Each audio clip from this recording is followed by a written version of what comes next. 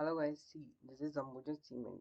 This stock is actually performing in broadening wedge kind of a pattern. Okay, it has a support line here. Okay, and this is a resistance line for this stock, and it is actually making another kind of a resistance line here also. But what can happen?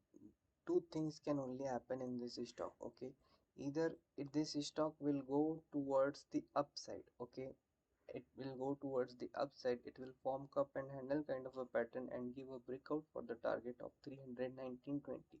Or what other thing can happen is this stock can go below 270. If it goes below 270, 270.5, then we can go for a short sell in this stock. Let this stock sustain below 270 for 15 to 20 minutes. Okay, and after that this stock can go towards 265, 264 target. Okay, so we can trade this stock accordingly, but we should always look towards nifty. If nifty is bullish, then don't short stock. If nifty is bearish, then don't buy stocks. Okay, this is the clear policy.